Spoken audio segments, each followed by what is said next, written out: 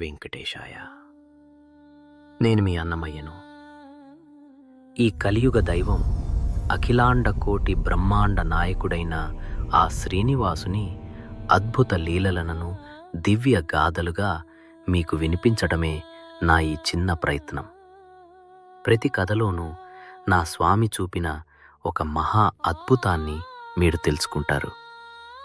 రండి, ఆ గోవిందుని లీలామృతంలో మునిగిపోదాం. ఈ పవిత్ర వెంకటాచలంపై మనం చూసే ప్రతి జీవిలోనూ దైవత్వం ఉంటుంది.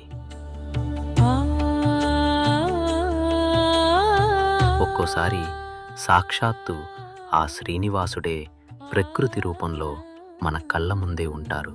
ఒకసారి ఇంద్రుడు కొండ ఎక్కుతుండగా పక్కనే చెట్టుపై అతి సుందరమైన చిలుకల జంట కనిపించింది. ఆ చిలుకల అందానికి ముగ్ధుడైన ఇంద్రునికి స్వామివారు ఒక రహస్యాన్ని వెల్లడించారు. ఆ వృద్ధ భక్తుని రూపంలో ఉన్న శ్రీనివాసుడు ఇలా అన్నారు: ఇంద్రా, నీ తలపై నుంచి వెళ్ళిన ఆ చిలుకల జంట ఎవరో కాదు, నేను, నా ఇష్టసఖి శ్రీ మహాలక్ష్మియే.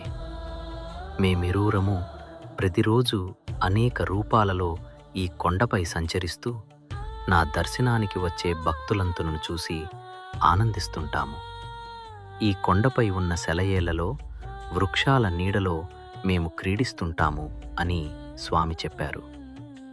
చూశారా, మనం కొండ ఎక్కుతున్నప్పుడు మన చుట్టూ ఉండే పక్షులు, జంతువులను సామాన్యమైనవిగా భావించకండి. ఏ రూపంలో స్వామి మనల్ని గమనిస్తున్నారో ఎవరికి తెలుసు. అందుకే ప్రతి అడుగులోనూ గోవింద నామాన్ని స్మరిస్తూ సాగండి. చూశారా, నా స్వామి కరుణ ఎంతటిదో. ఇలాంటి మరెన్నో అద్భుత లీలలను విని తరించాలనుకుంటే వెంటనే మన ఛానల్ని సబ్స్క్రైబ్ చేసుకోండి. ఇది కేవలం ఒక వీడియో చూడటం మాత్రమే కాదు. ఈ దివ్య గాథలను మీ కుటుంబ సభ్యులకు, మిత్రులకు షేర్ చేయటం ద్వారా మీరు కూడా స్వామి సేవలో భాగస్వాములు కావాలని నేను మనస్ఫూర్తిగా పిలుపునిస్తున్నాను.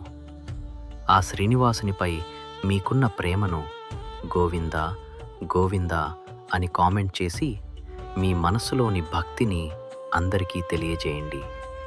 ఆ వెంకటేశ్వర స్వామి దివ్య మహిమను అందరికీ పంచుదాం. సకల శుభాలు పొందుదాం. ఓం నమో వెంకటేశాయ.